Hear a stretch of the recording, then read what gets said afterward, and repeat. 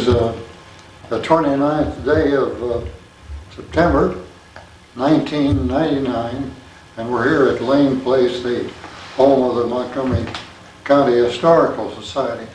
I'm Bob Wernle, a member of the Oral History Committee, and the fellow who's doing the taping this morning is Mike Hall, who is Executive Director of the Historical Society. And with me today, we have a fellow by the name of Kenneth Wolf. How do you spell the last other, just one F on the Wolf? Yeah, W-O-L-F, no E. I didn't want any E's on there. I always said that those are tame ones, wolfies. All right, Kenneth, would you start out by telling us your date of birth and where you were born?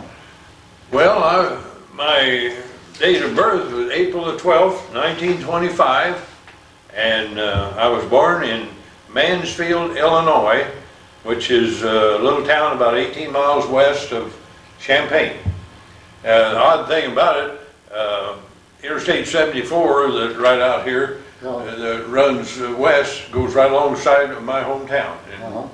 And also, you remember the railroad that used to go west out of the Big Four Railroad? The P&E. Yeah, it went right through my hometown too. So we're kind of connected, you know. Let me interject something here, Kenneth. You understand that this tape is going to be the property of the Historical Society, although you'll be given a copy of it. Yeah. And there will be a copy put in the library, and we hope maybe some other copies will be made too. Yeah. And okay, well, let's go ahead and tell us about your parents, where they came from, and Okay. Well, of course, my father was born in Mansfield, Illinois. That was his hometown also. My mother came from English, Indiana, southern Indiana, and she came... That's down there, Birdseye. Yeah. Oh, yeah, I've heard her talk about Birdseye. But anyhow, she came, when she was 19, she came from southern Indiana up here to Crawfordsville, and then took that, what we used to call the Big Four Railway, and she ended up in a little town called Mahomet, which is 5 miles east of Mansfield. And that's how she met my father, and in 1920 they were married. Okay. All right, and where did you get your education? Where did you go to school? Oh, well, of course, I started in Illinois. I went to the 5th grade in Illinois in one-room schoolhouse. You had to walk to school there. I never did even see a school bus till we moved to Indiana, which we did in 1935 when I was 10 years old. And Depression times was on, and my father and grandfather both lost about everything they had, and we moved to Indiana.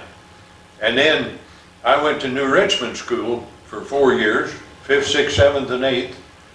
And then we went back to Illinois, to Hoopeston, Illinois, 1 year, and I started went to freshman school there, and then we left there and came back to Indiana, and I finished high school at Wingate. Graduated from Wingate High School. All this jumping around, I suppose, kind of the Depression? Yeah, you couldn't, there was no work, and you couldn't make a living, and they just kept trying to find a place where they could at least survive. And until the late 30s, we just survived. That was about all. And did you, what year did you graduate from high school? In 1943. And what did you do right after you got out of high school? Well, of course, I had worked at Donnelly's through the summer the year before, and then I went back to Donnelly's and worked up until about the time that I was going to go into service. I went into service in September of '43, so right after I got out of high school, really. Yeah, but by this time you were living in Wingate. Yeah. And yeah, my folks lived in Wingate. Dad had got a job at the aluminum plant by then, and things was looking a little better for us then. Yeah. Okay, and you were drafted into the service in 43 then. Yeah, September of 43 was when I went on active duty. Yeah. What, were you drafted here in Crawfordsville?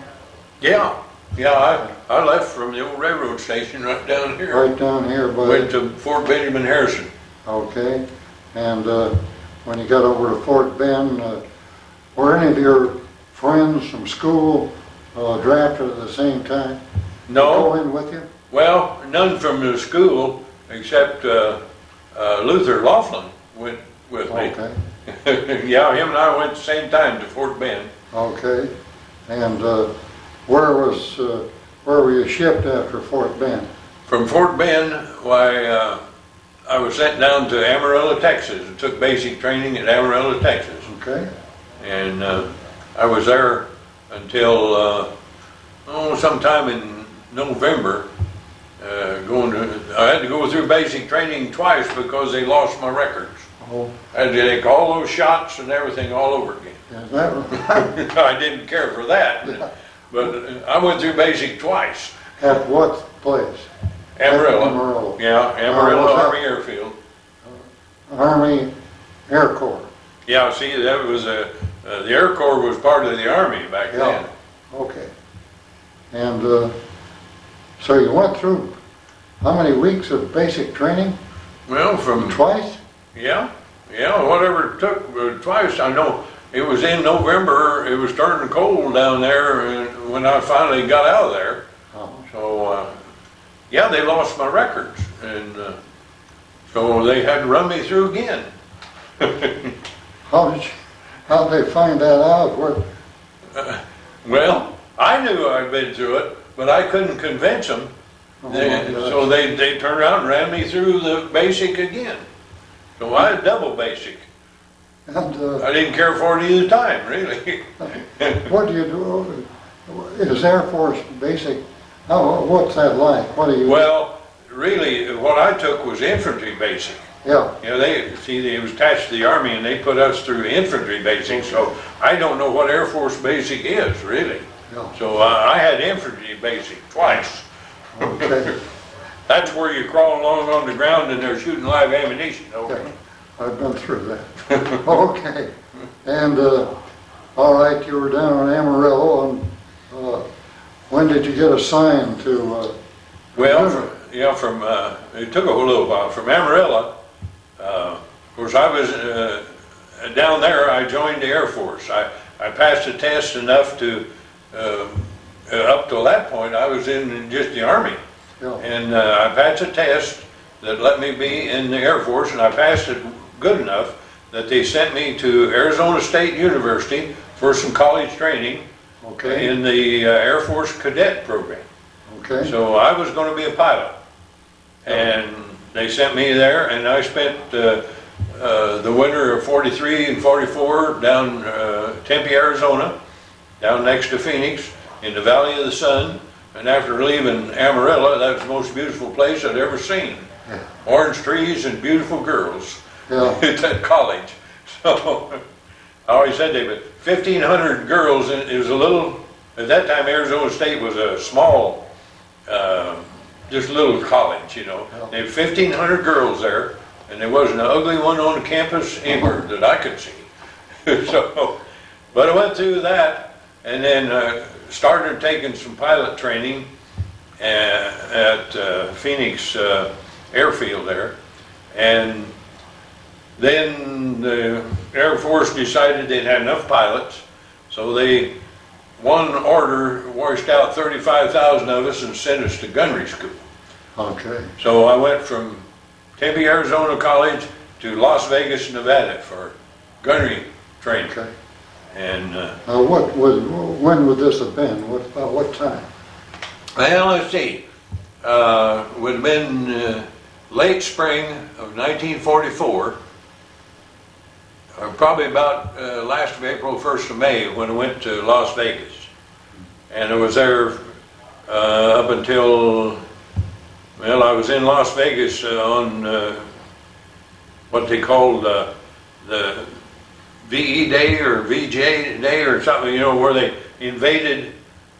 Oh, D-Day. Yeah, that one. Not Yeah, D-Day. yeah, D-Day. I was in Las Vegas, and on V-Day, or D-Day, I was helping clean the latrine. So that was my D-Day deal. But after I got through that, then I got home on a furlough.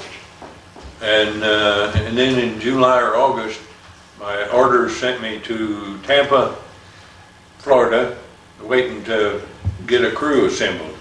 Mm-hmm. And from... now how did you get to Tampa, Florida? They fly you down there? Oh, no. Went on a... well, I didn't do too bad. After they sent us home, I came home on a train, and then I had from Indianapolis, took a train down to Tampa. They put me on a Pullman. I didn't ride a tube train, so it was pretty nice. I was there in Tampa for a while, and while I was in Tampa, why, of course, just waiting to get assigned somewhere. Well, then I was in the MPs for a while, so that was quite an experience too. What did you do in the MPs? Well, mostly I checked the nightclubs and things at night. That was part of the duties that I was assigned to. Go out and see if there are any drunks? Yeah, oh yeah, and kind of keep things straightened up, you know, and make sure everybody was doing like they ought to. And then once I was on the, just on the gate there at see, the Air Corps had taken over the old World Fair buildings at Plant Park, they called it, there in Tampa. And there's where we were billeted. And so, of course, they had a gate, an entrance to it, and I was on the gate, you know, just MP guard there. And I was supposed to make sure that everybody was dressed with their tie and their hat on before they left, you know. And there was a major that worked in the office, and he came out and he didn't have no tie and no cap on. And I saluted him and told him that he'd have to get his tie and his cap. That was my orders. Yeah. And I told him he'd have to get that on before I could let him go out the gate. Oh, he was so mad. He stood me at attention and chewed me up one side and down the other. And all of a sudden he realized the fellow that was head of the MPs was standing right behind him. Now this fellow, he hated officers, I guess, because he had been a pilot and he flew too many times under a bridge, and they grounded him and put him in as head of the MPs. And he told me, don't you never let any officer out there without he's dressed right. Well, this guy was trying to get out the gate without being, and all of a sudden this major that I was standing at attention, you know, and this major realized this guy was standing behind him. Boy, he just kind of wilted, you know, turned around, went back, and when he came out, he had his tie and his cap on. And that fellow that was head of the MPs, he said, don't you never let one of them officers out of here unless he's dressed properly. Now, I don't care about enlisted men. They can go out any way they want to. But, boy, he hated officers. Yeah. Okay. What was his rank? He was just a first lieutenant. Yeah. But then he was also head of the MPs, and they were scared to death of him. Yeah. Because they knew he hated them anyway, you know. You know, I want to know more about this going around checking nightclubs. Did you have to go in there and pull some of those fellas out of there? No, we never did have much trouble, really. We checked, you know, just checked, make sure everybody was behaving themselves, about all. I know, then whenever we'd go back, when we wasn't on duty, they knew who we was. You never had to buy a drink or anything. I mean, you always got free drinks. And, and we, me and my buddy got acquainted with some of the girls in the floor show there at one club. And we dated those girls while we was down there. But, yeah, we never did have much trouble with them. Yeah. No. Well, go ahead and tell us about more of your, move on. And Okay, well, from there, I went to Gulfport, Mississippi, and that's where we assembled the bomber crew that I was on. And And then we started taking, flying training missions up and down. We flew, we'd fly over to Birmingham and then come up to Evansville, Indiana, turn around and go back to Gulfport, Mississippi a lot of times. And I know one night the pilot, he got me up there and he said, "Why don't you fly this thing for a while?" So I flew from Birmingham, Alabama up to Evansville and made a turn and headed back to Gulfport. And the pilot, he crawled back somewhere and went to sleep for a while. We were flying at night, And what was your assignment, really, though? What was your my position on the plane? Yeah. I was a tail gunner. Okay. They was going to put me in the ball turret, which is the one right down underneath, Yeah. that bubble underneath, but I was too big. I mean, my knees would come up almost my ears when I get in that thing.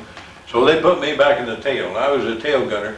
The pilot kind of wanted all of us to know something about that airplane, because he figured if we got in combat and he got shot, who's going to land this thing, So he tried to teach all of us enough to get the thing down, Now, what tail gunner what does he? How does he describe where he is in the airplane? Well, of course, he clear back at the back end, Yeah. and there's 250 caliber machine guns. He did. The tail gunner did not have a hydraulic turret. He moved his guns he had electronic sight, but you moved them manually. You moved the guns. The ball turret underneath there, theirs was all hydraulic, and the top turret, which was right behind the pilot and co-pilot, his was hydraulic, but my position was manual, but then I could move it. It didn't move very hard. And But you're facing backward. yeah, you're flying backwards. You see, they always said, of course, it was the most dangerous place on the plane because all the fighter planes come in from the rear, most of the time. Yeah. And you're in first line of fire. So, but we finished our training down there at Gulfport, and then we were to go overseas. And they sent us to Savannah, Georgia. We were there overnight, or maybe a couple of nights, and then we went to... Flew up to Savannah, did you? Yeah, we were flying all the time. Yeah. Flew there, and then we flew up to Bangor, Maine, landed there, and then I don't remember how long, we was a night or two there, and then we flew on up to Newfoundland. Gander. Yeah, Gander, Newfoundland, and then from there, which we were in Gander at Christmas time, and of 1944, and we were there for a few days, and right just before the first of the year in 1945, then we took off and flew to England. Well, actually Valley, Wales is where we landed. They told us we was to go to Ireland, a place called Nuts Corner, and make a right turn and go down to Valley, Wales. And that's where we landed, first time in England. And then from there, they sent us to an airfield up in what they call East Anglia, the part that bulges out towards Holland of England. It's up in the northeast corner there. And that was a little town called Attleboro, and the airfield was a few miles out of town from there. And that's where I flew my mission from. Yeah. Tell us about your billeting there in England, or how did you ever in Wales? Were you put down there and stay there for a while? Yeah, we were there. I suppose we was there about a week before we went on up to Attleboro. Were you in tents, or were they? No, barracks? we had a barracks. Uh-huh. I never was in tents. I've been in barracks and of course on the airfield there at Attleboro, where we finally were flying out of. They had what they call Nissen huts, which was a small Quonset. Uh-huh. a round roof job, and just small Quonset hut. And that's what we were built it in there. Yeah. Did you, did you then, how long were you there over at that place? And you mean Yeah. flying over Germany? Well, at Attleboro is where we finished some of, or took some training missions, and then I think it was around the 1st of February when we made our first mission, February 1944. We tried several times to make a mission, but a new crew would always get the oldest war-weary plane there was there, you know. Well, I think we tried 3 or 4 times before we ever got a plane that would make it. I know one time we were taxiing down the runway and the engine fell off. Oh. And I mean, you don't go unless you got your engines, you know. So, and you know, they were so old and beat up because the new crew always got them. We finally got a plane that would fly, and we made our first mission. I don't even remember the date of the first mission, but. Let me interrupt you. What was your rank when all this was happening? Okay, I went overseas as a corporal. Okay. And you make 5 missions, then you go up to buck sergeant. Uh-huh. And then you make another 5 and you go to staff sergeant. Uh-huh. And that's as far as they let us go, or let me go anyway. Yeah, okay. So I ended up as a staff sergeant. Every 5th mission you got another advance in grade. All right. So. Okay, start telling us about your missions now. Okay, well, as I say, we finally made one, and it was in February, and at 35,000 feet, it was cold. Our guns were frozen. If we'd have got hit by fighters, we couldn't have shot at them anyway. The guns froze. And the newer planes had gun heaters. And luckily, our first few missions in those old war worries, why we didn't get hit much by fighters. I know the anti-aircraft shells, they were what would scare you. I always had trouble getting, of course you have a flying helmet, and then you have to put a steel helmet on over that whenever you're in you know, somebody's shooting at you. Uh-huh. I could never get that thing on. It just seemed to me like it was a burden to put that thing on. When we was coming back out of Germany and crossing Holland, and anti-aircraft shells started busting all around us, I didn't have much trouble getting that helmet on then. Uh-huh. And you know, I sat back there and tried to make myself small, so I wouldn't be much of a target. But I mean, until you hear an anti-aircraft shell right outside your plane that goes kerboom, and you see a red center and it sounds like hail on tin roof, you know the shrapnel only is flying. Uh-huh. And I was only 19 years old, and that's scary you. Uh-huh. So, but when you're that young, you get over being scared pretty quick. Uh-huh. I mean, if you live through it, well, yeah, we're ready to go again.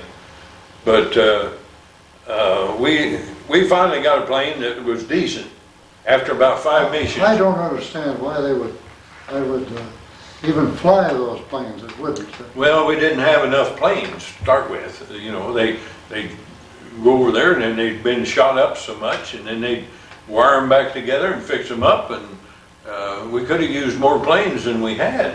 Uh-huh. And but we finally got a decent plane and flew it for several missions. Well, how many planes did you where you had an old junker like that? How many what? How many times did you have to fly in an old junker like Well, that? I think we made 5 missions before we got a decent plane. Uh-huh. That it was a struggle trying to keep them old planes up in formation, you know. Yeah. But we Well, You mentioned an engine falling off. How on earth could, what happened? I don't know. It just simply, you know, the supports that were holding it, evidently this vibration finally just it gave way and down it went. Uh-huh. Before you took off? Oh, yeah, we was just taxiing down the Yeah. runway. Okay. We've had engines fail after we even got in the air. The first few times we tried to go, we had engines that just quit. I mean, you couldn't keep up, so you just had to turn around and go back home. How many engines would there be on it? 4. 4. Yeah, there's 4 engines on a You B-17. didn't need all 4 engines. No, you could limp along, but then you couldn't keep up with the squadron on a couple of engines. You had to have, you needed 4 to stay up. Yeah. Tell us about when you get ready to go on a mission, and you get all that crew. How do they assemble? What do you? And you go in a group, obviously, in formation. Well, of course. Can you describe that Yeah. situation when you're? Of course, when you start a mission, of course, there's always briefing, early morning briefing, and then you get in a Jeep and ride out to where your plane is and get everything ready to go. Generally take off, we took off just coming daylight a lot of times. And then we'd circle around up over England, keep circling, and they had a certain place they were supposed to assemble. There'd be 18 planes in each squadron, and they fly one, a lead plane here and a wingman on each side, and then there'd be another over here and a wingman. But there'd be 18 planes in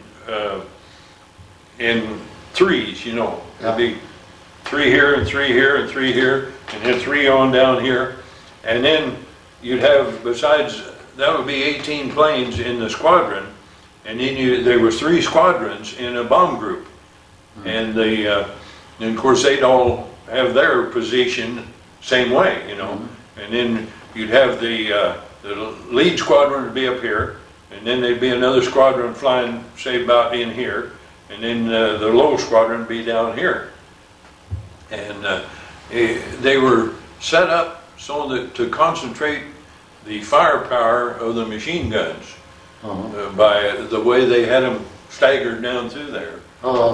Did you have protection from fire planes? Yeah, I know the first time that we had any fighter protection, we had made several missions before the fighters started flying all the way in with us, and then finally we got a squadron of P-51s that accompanied us, and they would protect us from the German fighters. Yeah, all those P-51s are beautiful to see them flying around out there.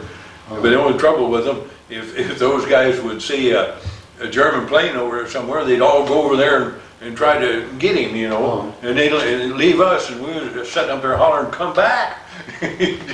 Don't leave us stranded up here. At least leave somebody protected," you know. So. But the P-51 was a beautiful plane, flying protection for you. I thought that they were a pretty airplane. And let's see, where are we now? You haven't gotten us over to Germany yet. Yeah. Okay. So we're flying into Germany. Okay. And I presume.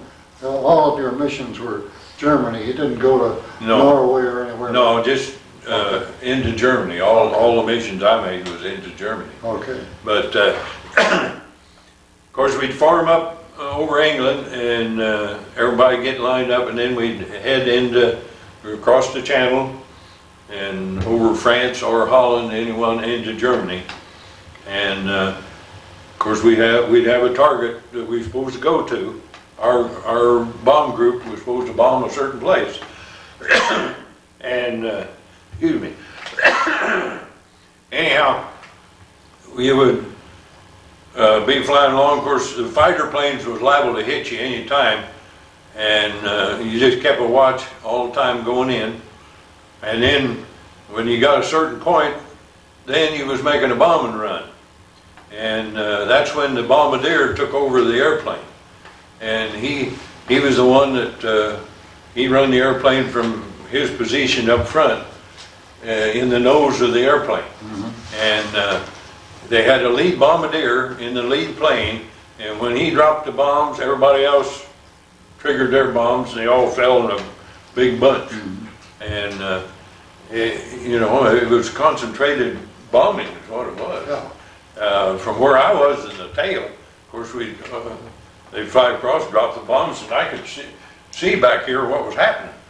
And I had a good view of what was going on down on the ground when I could see it. Sometimes it was overcast and couldn't even see it. What were some of the targets that you?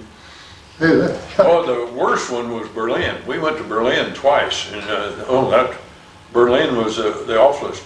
They throw up flak, anti-aircraft shells, to where instead of just looking like puffs of smoke, it just looked like a dark cloud, and you're flying through that stuff, and hopefully you live through it. They had the worst anti-aircraft concentrations there of any target we ever went to. We had one that they used to call the 8th Air Force bombed up, which was Cassell, or Castle, I don't know exactly how you pronounce it. If you couldn't drop me anywhere else, you dropped them on that place. I guess we just literally blew that place all to pieces. And Leipzig, we've been to Leipzig, Hamburg, as I say, we went to Berlin twice. Went down to southern Germany one time to a little, I don't know why we bombed down there. It was what they call a milk run. We never saw a fighter, we never saw any aircraft. Went down there and dropped our bombs, and nothing. Why we did it, I don't know. It was just a little bitty place down there. I found out later my ancestors came from southern Germany, and I often wondered if I wasn't bombing some of my own relatives. I should have asked you, what was your ancestry? A lot of these fellows that were in there were over there fighting their ancestors. Well, I assume my history was that they came from southern Germany up to Holland and then across to the United States. So I think that, I'm descendant of some German, Germany. Your parents were, you think, were immigrants from Germany, or? No, your grandparents? Yeah, my grandparents weren't. Not even my great-grandparents. They were here for a long time. So, but tradition in our family said that they came originally from southern Germany, and that we've never been able to really prove that except by word of mouth. Did you ever fly over Munich? She was with Munich. No, I don't think we ever bombed Munich, but we hit a lot of other places. Of course, there would have been quite a distance if you flew all the way down there. I expect you learned a lot of geography, didn't you? Oh, yeah. Well, that one, we went down to that little town of Ulm. Ulm? Ulm. Well, that's right near Munich. Yeah, I guess it is. It's in the southern part of Germany. Yeah. But anyhow, of course, after we made the bomb, you could look over there and see Switzerland. And we always said if we got one hole in the plane, we was going to Switzerland and be interred for the rest of the war. Milk run. Yeah. Didn't have a chance. We had to go back to England. So anyhow, we come up along the Alps mountains, coming back, and that was a beautiful sight to see the Alps mountains with the snow on them. We were flying about 20,000 feet, I reckon, coming up through there. And I saw a guy bail out. Was no reason whatsoever. From one of the other planes in our outfit, a guy bailed out right over those mountains. And we heard later that there was a guy in our outfit that was a German spy, because they always knew where we was going to go. When we go down to briefing in the morning and turn the radio on, the German radio would cut in on us and tell us where we was going to go before we even got to see the map. But they told us that it was a spy in our was flying with us. Anyhow, I think I saw him bail out. I mean, they were getting too close to him, and I think he knew it, and he left. He was. Was that over Switzerland or? No, it was over the Alps mountains there in France. Is where he bailed out. But I thought when I saw him going, what in the world's the matter with that idiot, you know? And, yeah, so, but we had some experiences. Now, I'm going to kind of tell you one. My wife now was my girlfriend then and my fiance. When I was overseas. We were engaged before I went overseas. Well, anyhow, I wanted a pair of wool socks. So my feet got cold in them flying boots, and I wrote her and asked her to get me a pair of wool socks. And of course, she was in nurses training in Indianapolis, and she hunted all over Indianapolis, and she finally found a pair of gray socks with a red stripe on them, and she sent those to me. Well, I put them on and wore them, and I always told her that pair of socks saved my life, because we were flying along and that right sock kept wanting to creep down in my flying boot. So I finally, it bothered me enough, I leaned over to pull that sock up, and just as I leaned over, a piece of shrapnel went through the two windows right on side, right where my head had been just an instant before. So I always told her those socks saved my life, you know. And I wore them the rest of the missions and never even washed them.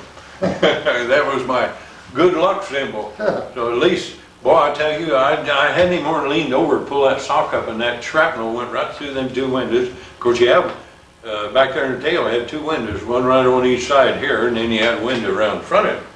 And that shrapnel, my head fit right between them two windows. So I always told her that saved me. Well, now, that piece of shrapnel, what'd that do to the plane? Well, it just went through both them windows and right on out. Okay. It didn't stop. It just kept going. Well, I thought it might have. No, it didn't hurt the plane any. No. I know a lot of times we'd come back and there'd be holes around on the plane. That one mission that we made to Berlin, the first one we went, when we got back to the home airfield, while they counted the number of holes, anti-aircraft holes we had in the plane, I think it was 154 holes, ranging, some of them was bigger than the size of that chair, and down to little bitty holes, and nobody got a scratch. And the tail, right above me, was the big stabilizer tail, and there was hardly any aluminum left on that thing. It just simply shredded aluminum right up above me, and that airplane just flying just as good as if it had all kinds of skin. That must have been one of the good planes. Oh yeah, this was one of the newer planes. We had one, we had a pretty good one at that time. I know another time we were flying along, and the anti-aircraft radar had got a fix on the tail of our airplane, evidently, because the anti-aircraft shells was every time that it exploded, they'd be just a little closer to the tail of our airplane. And I'm sitting there looking at it and figuring out about 3 more bursts, and it's going to hit me. And I was pretty scared at first, and then I decided, well, if it does, it does. And I sat there and watched it, and all of a sudden, we were flying this way, and here come a bunch of airplanes this way. Another squadron cut across like this. Allied planes. Yeah, it was all our planes, but we were going this way, and another one cut across like this, and airplanes was rocking and going like this, and the radar lost contact with us. It started shooting a cloud about a half mile away.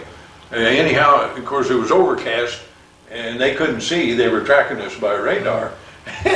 But that was a close call. Yeah. Because I knew, 2 or 3 more bursts of that anti-aircraft gun, and that it was going to hit right where I was sitting. So, but those planes, airplanes, just look at the sky was full of planes. Some going this way and some that way, and the turbulence and everything was rocking, and nobody got no wreck or nothing. So it was meant to be, I guess. I always thought Kenneth, somebody was looking after me. Are all these pilots, everybody in your group, of course, is American. Were there British units with you, or what was it? No, we were just all American. There wasn't nobody in our outfit that was. There were British units stationed around all over England, but they flew at night, and we flew in the daytime. So they, once in a while they'd show up. Maybe some of them would land there at our airfield and go through the chow line with us. And of course we were fed pretty good. 2 or 3 times a week we'd have steak, and we'd always have eggs, real eggs, and stuff, good stuff for breakfast and everything. And of course when those English flyers would go through the chow line with us, of course they didn't have hardly anything to eat. They never knew what meat was, hardly. And we'd always kind of kid them. We'd say, "Oh boy, we're going to have steak again. This 3rd time this week." You know? Oh, we would needle them pretty good. You know, they'd look at us and just glare. You know. So, yeah, I got one story to tell you. Of course, I'm a survivor of a mid-air collision. Oh, good. And on the 18th of March, 1945, we went to Berlin.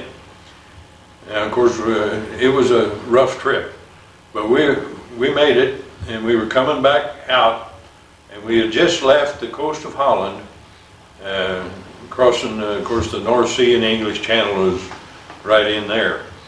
And we had just left the coast of Holland, and I know we were at a little under 10,000 feet, I think about 9,000, because the pilot said you can take your oxygen off. We always had to put our oxygen mask on when we got to 10,000 feet. We took our oxygen mask off, and he turned on the British Broadcasting Corporation radio, and we was listening to music coming back, you know. Well, they was wanting us to fly close formation coming back to practice being in close formation. And you know, I was sitting back there watching, listening to the music. I took my helmet off and was just sitting there, and our right wing man, he was having trouble with his airplane. It just kept going like that, and I was watching. I thought, what in the world is the matter with him? And then he went in underneath us, and I lost track of him. And it wasn't but just almost immediately something happened. I mean, tell you, the tail of our plane went down, and I hit the roof, and then fell down on the floor. And I had a lot of ammunition in boxes. There was supposed to be 1,500 rounds of 50 caliber ammunition on a belt in a box on each side of me. So I had already shot up some of it, but I had a lot of ammunition. Well, when all this happened, well, all that stuff come out of them boxes and landed on me, and I had to struggle to get it off of me. It turned out that... those are in belts, so, weren't they? Yeah, they were just a big long belt, and they folded them back and forth in this box. Yeah. But anyhow, that plane had got in underneath us and hit turbulence, I think, and come up underneath us. Our propellers cut him just to shreds, and it knocked out, well, it cut the nose, his propellers cut the nose off of our airplane, and our bombardier and navigator was sitting up in the nose. The bombardier fell out, no parachute. The wind caught him, blew him back in, and blowed him back in underneath the pilot, crushed his pelvis, but he's still alive. But anyhow, the ball turret gunner had come up out of his ball turret and was standing in the middle of the plane, the waist they called it, the left side, and he told me, he said that tail of that other airplane hit that gun and knocked him right to the floor. Well, the fellow who was supposed to be the waist gunner, he was down on the floor too. He grabbed his parachute and he said, "Let's go," and out the door he went. And the navigator in the nose He bailed out. I don't know how he ever got out with that plane stuck to our plane, but he got out. And I know when I come to or got up, I don't know whether I knocked out or not, couldn't have been for just an instant. I looked out and I saw 2 parachutes, and the sky was just full of pieces of aluminum, shredded aluminum. And I thought, well, something's gone wrong somewhere. I better get out of here. So I got my parachute fastened, and I got my little rubber boat called a dinghy. I had it strapped on, and I was getting ready to bail out. And the top turret gunner, the one that was up right behind the pilot, he come back and grabbed me. He said, "Don't bail out. We got 1 engine left." So I didn't bail out. It's a good thing I didn't, because the 2 that bailed out landed in the water. We know they landed because one of the other airplanes went down and dropped them some more rubber boats, and they seen them get in the rubber boats. But when Air Sea Rescue got out there was nothing there but a few rubber boats with machine gun bullet holes in them. So we always thought the Germans came out from Holland and machine gunned those fellows while they were sitting in the water helpless. But anyhow, we had 1 engine left. The nose is cut off the airplane. The wind is blowing a hurricane through there. Maps and papers and everything was just flying. The pilot called back and he said, "Throw everything out you can." And of course, when you're afraid, why, you got the strength of maybe 10 men, I think, because our ball turret gunner was a little fella. He wasn't 5'4" or something like that. He couldn't even lift a machine gun, and carry it on the ground. I seen him take that machine gun and rip it loose, and throw that thing out the door, lighting that thing. He was so scared he was shaking. And I suppose I was too. But we threw everything out we could, and we kept coming towards England, and it just kept getting lower and lower. And the pilot said, if we don't make that emergency landing field on the White Cliffs of Dover, we'll have to circle around and ditch this thing down the channel. We just made it, just braced the tops of the trees coming in on the White Cliffs of Dover, and then there was emergency landing field. I think the thing was 5 miles long. We rolled and rolled and rolled out there. We didn't have any hydraulics left. I think, yeah, we had to crank the wheels down by hand before we landed. But we rolled and rolled and rolled down through there. And finally it stopped. And we got out, and boy, I'll tell you, we got out and kissed the ground. It was scary. That was an experience. Yeah, that other airplane, I started to tell you, we were 9,000 feet, and we fell for a mile. 2 planes hung together. And the others said that finally the plane underneath us come loose and just folded up and dropped. Nobody lived in that one. And the pilots somehow or other managed to keep that plane going. 8th Air Force personnel came down and looked at that plane down there at the emergency landing field later on, and they said it's impossible for that plane to fly. But it did. Going back to all that ammunition you had there, you described how that you'd already used some of that ammunition, all those belts you had there. Yeah. What did you use it on? Were there Fighters. fighter yeah. planes Yeah, we got pursuing you? Yeah, we got hit by fighters before we ever made it to Berlin on that trip. And then we got hit again after we dropped our bombs. Fighters won't follow you in on the bomb run. You get a lot of anti-aircraft shells then. Yeah. And then when we come around and come out of there, well, the fighters jump on you again. And of course, you got to kind of conserve your ammunition. You don't just hold down and you shoot a few bursts and save it. But there was some ammunition left in those boxes. I know I started with 3,000 rounds, 1,500 in a box on each side of me. So I shot up some of it. There was enough of it that flew out of that box and landed on top of me.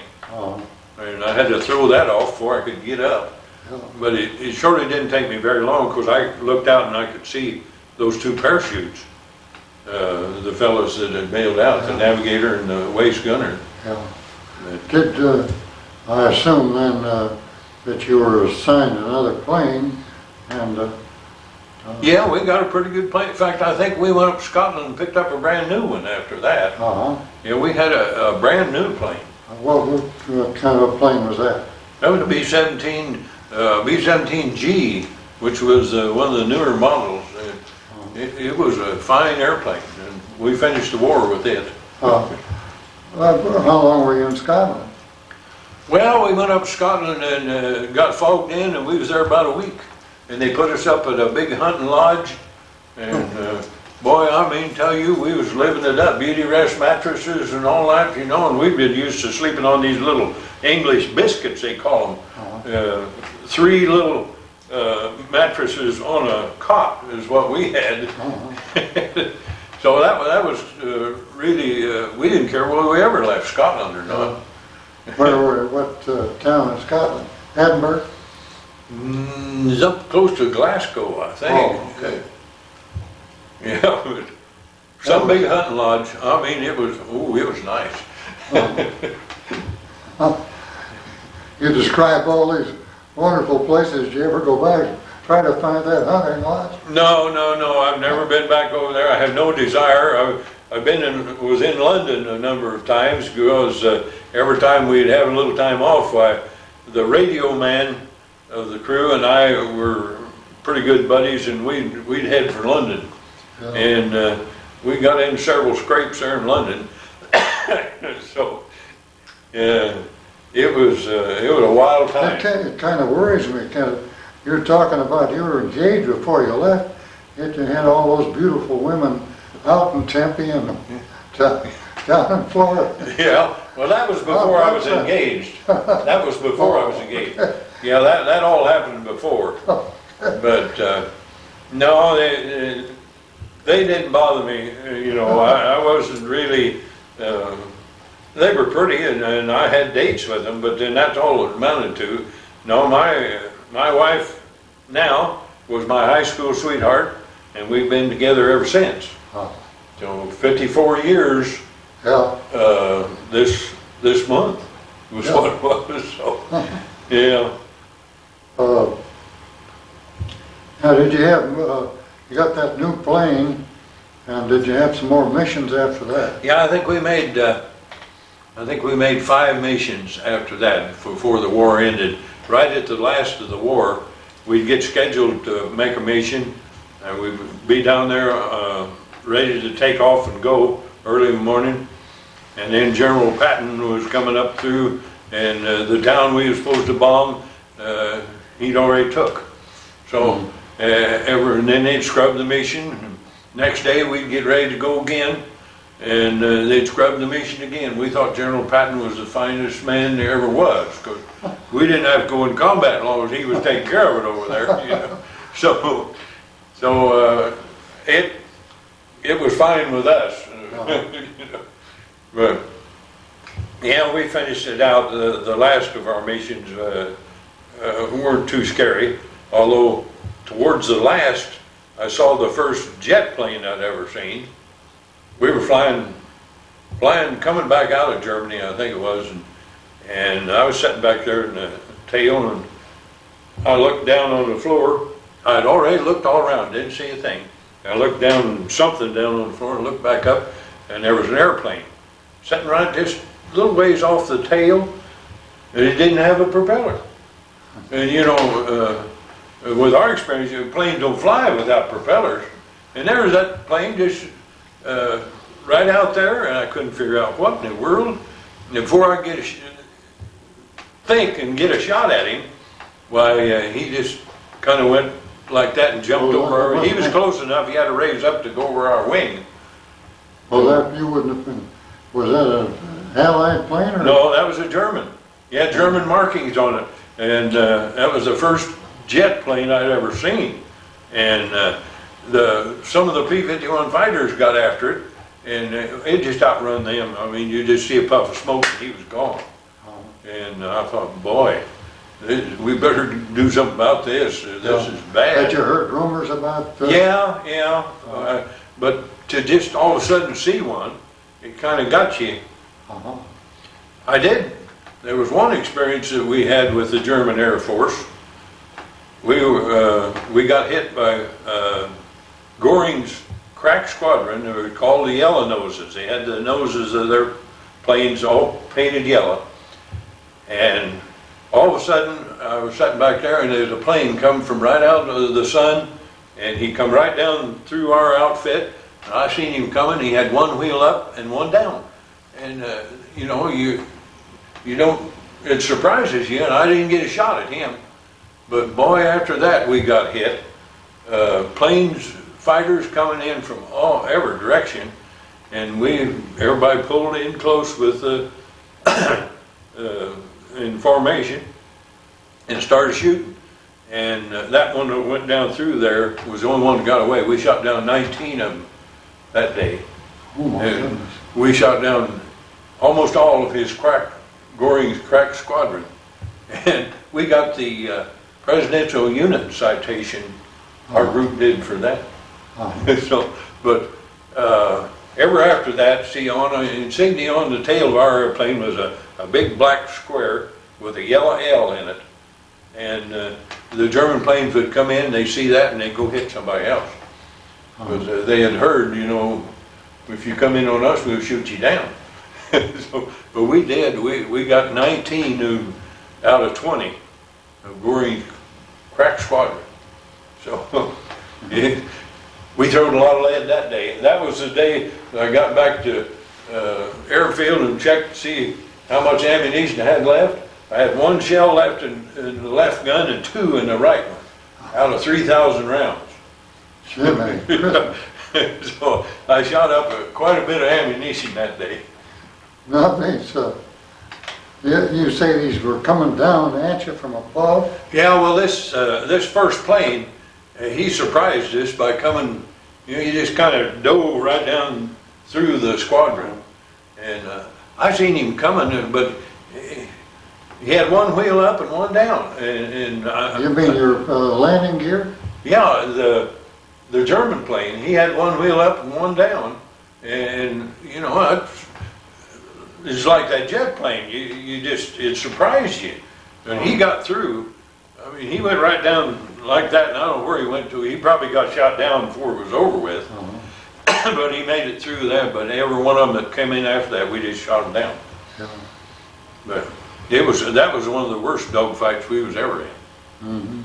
But whoa. You call them dog fights. How I reckon. many dog fights were you in? Oh, gee whiz. We got hit, I suppose, by fighters. Out of the 23 missions, I suppose there was 15 of them that we got hit by fighters. And it wasn't quite as bad as that. There was one come in one time, I don't know where he sneaked up on us and come around in behind, and I shot him down myself because he sneaked up in under there, and I just raised the guns up, pulled the triggers, and just shot the canopy off, and down he went. But I think I was the only one that got a shot at him. Yeah. But anyhow, you know, they come from all directions at you, and they come in from the tail and they shoot them. They had a 20mm cannon in them fighters, and it coming at you, it looked like a big bright shell. You could see the darn thing, the light off of it. Yeah.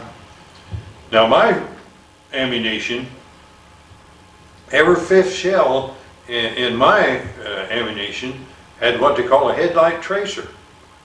And so you could tell where it was going. yeah, and also when it was coming towards the German plane, it looked like a 20mm shell coming at him too. So that was calculated to scare him off, you know, at least throw a little bit of fear into him. Yeah. But the other turrets and the other part of the plane didn't have that, but the tail guns all were equipped that way. So Let's take a little break here. You were talking during the recess here about being in London. Uh, Give us a little of that description, what it was like. Well, yeah, of course, it was a blackout. And How did you happen to be in London? well, we just, you know, a soldier gets 2 or 3 day pass, he's going to go somewhere. Okay. So we just hop a train in Attleboro and go on a train about 100 miles to London, and then we would just mess around there in London, tour the bars and see what was going on, and that was the thing that we did to kind of get away from the war, I guess, and relax. Our earlier, the whole crew had gone to London. This was before we had the airplane collision, and the navigator was one that bailed out and was killed. He took us to the Savoy in London for a meal at one time, and I mean, tell you, That's still there. yeah, I guess it is. But we did get to go to the Savoy one time. And, yeah, so yeah, that was quite an experience too. But yeah, things was so dark in London at night. You know, you couldn't hardly see your way around really because they had the blackout. And, You did hear those buzz bombs going off. yeah, you know, those bombs hit mainly, I don't think the Germans ever changed the trajectory or anything, because mainly there's a 4-block area in London that most of them fell in. And I mean, it was just a total destruction. Oh, what was it like? You were telling us that you were in a Red Cross. Oh, yeah, well, we had just got to bed.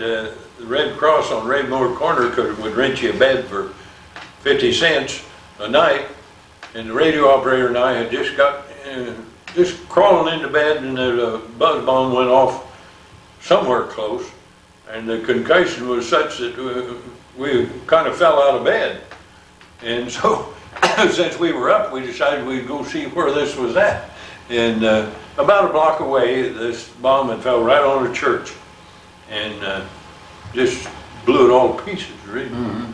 So, yeah, I was in right along about number 10 Downing Street, where the Prime Minister one day, it was daytime, and I was down there just kind of sightseeing, and the lady that's Queen Elizabeth now was Princess Elizabeth then, and she come down there in a carriage and got out and went into the number 10 Downing Street. So she was, I was standing only about 10 or 15 feet from her. I thought that was great to get to see the princess, you know, at number 10 Downing Street. Well, that church that was blown up there in London, that was not by any chance the Guards Chapel, where was it? I don't remember where it was, at a place called Charing Cross or something like that. Okay. But that's about all I know, because Yeah. I didn't know. We got to London several times. We didn't pay a whole lot of attention to the street locations or anything. Yeah. We knew our way around where we wanted to go. But there was a church there called the Guards Chapel today, which was destroyed by a bomb Is that right? when the people were attending the services there. Well, It was right near Wellington Barracks. yeah. And I thought that, and the church has since been rebuilt. I thought that might have been the one that happened. I don't think so. I don't think there wasn't anybody in this one, Well, I and it was think late at night, and I Oh. don't think it was Well, then that anybody. wasn't it. No. Okay.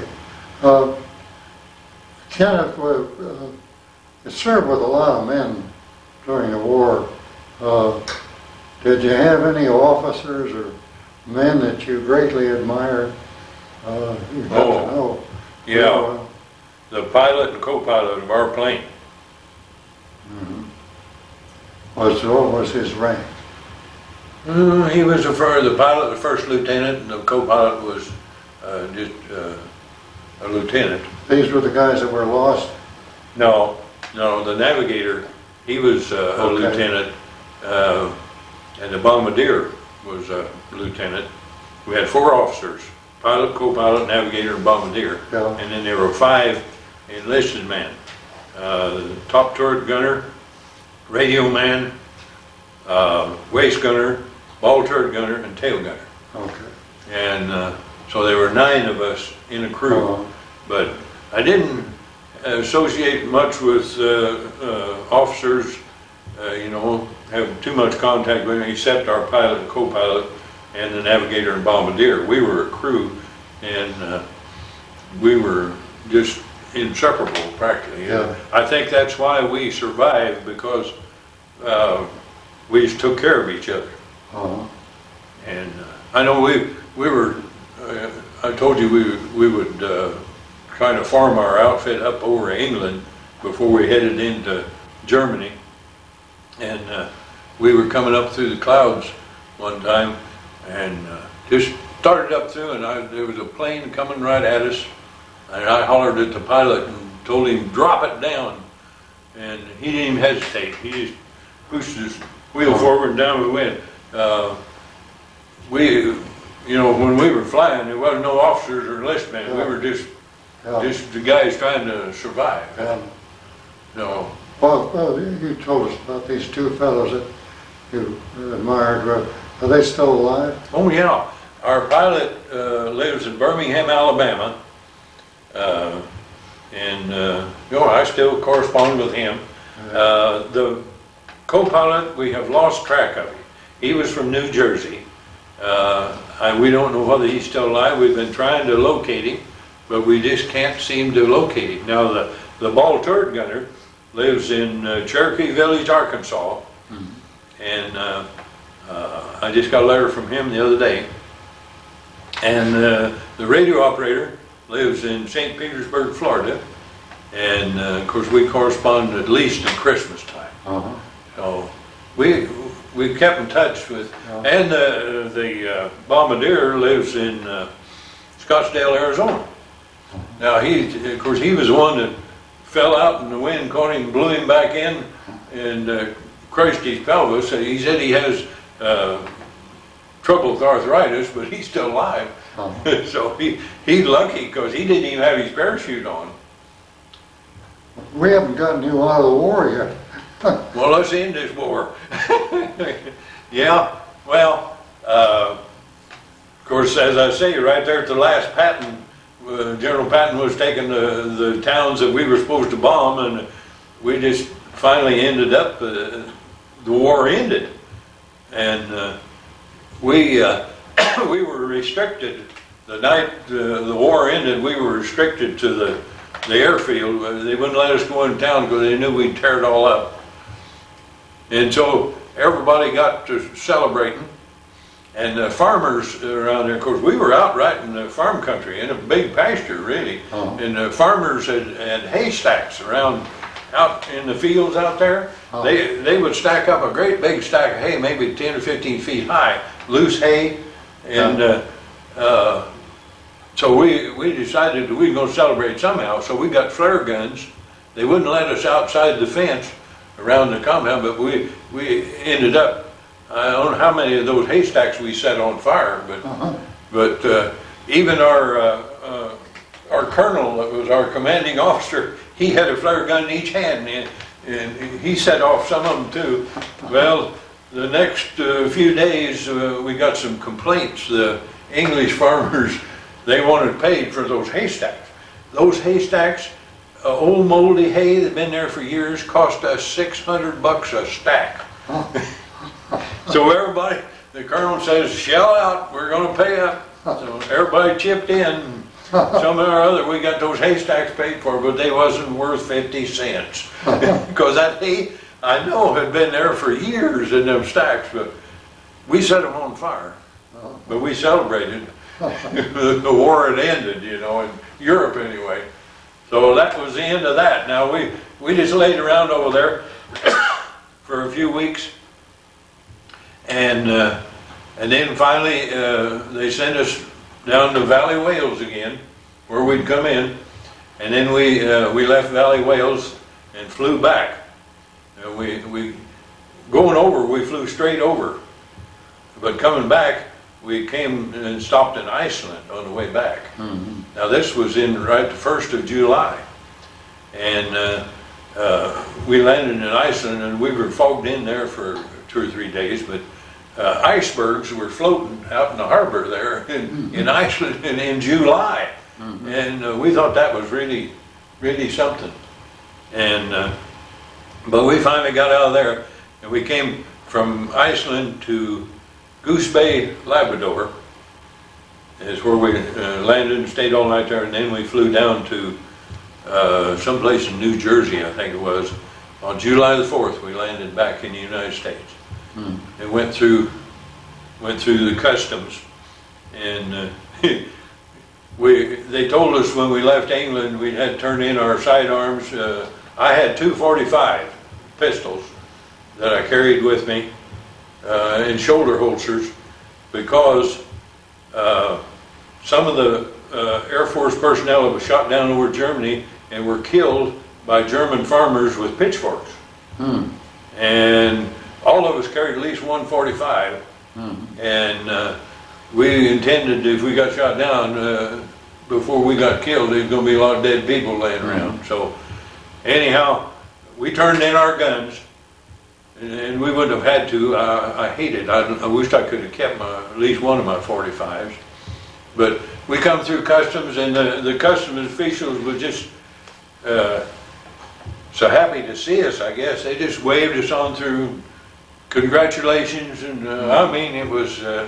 I seen one fella went through. He had a machine gun in his knapsack, the barrel of it sticking out, and the customs just waved him on through. So. Well, the war was still going on in Japan. Yeah, the war was still going on there. We got a 30-day furlough from New Jersey. Went to Camp Atterbury, and then got 30 days home, and then they was going to send me to Japan with the South Pacific anyway. Mm-hmm. And I was on a train going to Sioux Falls, South Dakota to join up another squadron up there, you know. And the war ended in Japan while I was on the train going to Sioux Falls, mm-hmm. South Dakota. And of course the train was full of you know, enlisted men and officers and everybody going up there. And every little town we come to, there'd be a few more guys get off the train and stay and celebrate in the town. When we got to Sioux Falls, South Dakota, there wasn't but just a handful of us left on that train. And it was a week or two before everybody finally straggled into Sioux Falls, South Dakota, and they never done anything to them at all, you know. And they said they'll show up sooner or later. Yeah. So everybody finally showed up, but they pulled this train that we were on. I didn't get off because I didn't have no place to go anyway. But they pulled our train car right kind of in the middle of Sioux Falls, and it could look right down the main street, and them people was celebrating like you never seen before. Mm-hmm. I mean, I seen there was a cop down there trying to direct traffic, and he was about half drunk, I think. And some other guys had got an old fire truck, and they was running up and down that street in this old fire truck, and they'd come down, they'd grab that cop, and they'd carry him down about a block, and then set him down, and he'd go back to directing traffic, and then they'd come back again, they'd grab him, and carry him back up, and set him down again, and he'd try to direct traffic. And anyhow, before our train pulled out to take us on out to the camp, why, I seen they had that old fire truck trying to get it up the steps of the courthouse into the lobby. And he was trying to drive that old fire truck up the steps. Those people were really celebrating. It was a sight to see, I tell you. Anyhow, I was up Sioux Falls for a while, and I had enough points to get discharged, but it was getting cold, and I don't stay where it's cold, I guess, because they sent me to Florida. Mm-hmm. And along about, it was in October, I guess it was. No, it was earlier than that. It had been in early September they sent me down there. And at Sebring Army Air Base, and my wife now, she came down there and we got married in Sebring, the Army Air Force Chapel down there. What was the date of your marriage? September the 14th, 1945. Okay. Yeah, she's my high school sweetheart. And what have you done since? Well, after from Sebring, why they sent me. Of course, after we got married, we was there until the 1st of November, and then I put her on train, sent her home, and I went to Chanute Field to be discharged in Illinois. And November the 4th, 1945, I was discharged at Chanute Field. What was your rank when you were discharged? Staff sergeant. Yeah. Now you've got your cap there from. You might show us that your. Oh, my 8th Air Force cap. Yeah. What else did you bring there? Well, this is my honorable discharge.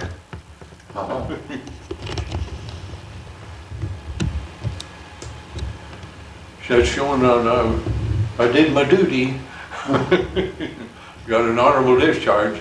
How many kids did you have? And well, after I got discharged, why we started. We moved where her folks farmed. They were going to go to Arizona or New Mexico or somewhere, and they let us stay there in the house that first winter. And then I started working for my father-in-law in the spring as just farming. And then where was that? Just about a half mile east of Elmdale. Okay. And see, my wife was born right out there, and she's been around this part of her family has for years and years and years. I mean, they were some of the original settlers, her family was. I always told her that I had to move in from Illinois so she'd have somebody to marry because she's related to everybody else, you know. But anyhow, then in 1946 we moved. Her dad had bought a place over south of where the home farm was, and we moved over there and started living there in June of 1946, and we've been there ever since. So, describe that house of yours. That sounded interesting. Oh, well, it is the original homestead of my wife's great-great-great-grandparents. Sarah and Philip Hawk was their name. And this house, part of it, the living room and the kitchen now was the original house. And it was built around 1850, as best we can tell, and there's logs in underneath the floor, and also overhead in the attic. You can see logs that still got bark on them. They just took a tree and shaved off one side and used that for support, you know. And that part of the house, of course, is old. And then the front part of the house they built on later on, I suppose probably late 1800s or something like that. And then in the early 50s we added 3 rooms onto the east and north. And then in the early 60s we added a family room, so we've got an old house and then not quite so old and then newer and then almost new we go to. This house is in downtown Elmdale? No, it's south and east of Elmdale. We're out in the country, you know. No, there's too much traffic in Elmdale. I don't want to live there. What about, you didn't tell us about your kids. What do your kids do? Yeah, well, of course we had a boy and 2 girls, and our son worked for Eli Lilly in Lafayette in the laboratory, and he was handling carcinogenic drugs, and one of them gave him liver cancer. and he died in I think it was June of '92. Mhm. It got him just, he didn't last long after it got him. But our oldest daughter lives in Speedway now, and youngest daughter lives in Breckenridge, Colorado. How many kids, how many grandchildren? Well, got 9 grandchildren. So, What do you do? I assume you're well, partly retired. yeah, of course, I farmed for several years, and then I got into fertilizer and chemical business in Wingate. And I was in, from 1952 until 1980, I was in business in Wingate, and fertilizers and custom application of fertilizers and things like that. And then I quit that or sold that out, and of course we had a farm out there. We have since disposed of that. All we got left is 5 acres in the old house. And of course right now I'm on the board of directors of Tipmont REMC, and I kept a dump truck that I used to have in the fertilizer business, and in order to, you know, kind of keep busy while I haul driveway stone and dirt and gravel and things like that if somebody wants some. And I've got a backhoe, I do some backhoe work, but I kind of do it just whenever I feel like I want to do something. You must have been, you must have known John Greenberg. Oh, yeah, I sure did. I used to sell fertilizer to John Greenberg. Did you? Yeah, I fertilized his hilly pastures out there a lot of times. Yeah. And I suppose you know Ansel Ballard. Mm-hmm, yeah. Oh, yeah. Yeah. Okay. Well, I meant to ask you, have you ever been to any reunions? No, you mean the military type Yeah, thing? your group? No, I haven't, because really, we didn't really know much about the other crews, except we just flew with them, you know. Yeah. Our crew, it was 9 of us, and that's it, you know, and we were real close together, and we just, well, the bomb group, 452nd Bomb Group, has a reunion every year, but I just never did go. They got one sometime in October in Nashville, Tennessee, but I wouldn't know anyone. Does that crew of yours, that little group of yours ever meet? No, we did, the pilot and the ball turret gunner and I got together in Nashville back in about 1982, down in Nashville, Tennessee. I was at a meeting down there, and the ball turret gunner lived in Memphis, and he came up, and the pilot lived in Birmingham, and he came up to Nashville, and we had a reunion then, and that's the last we've had. I visited each one of them, you know, the ball turret gunner and the pilot, and also the radio man. Did you ever go back to London, or ever been back to Europe? Never been there. I've been a lot of other places, but I've never been back over there. Never been back to Europe? No, I just have no desire to go back. Well, I think maybe that we'll close this thing out for today. You know, probably ruined the tape.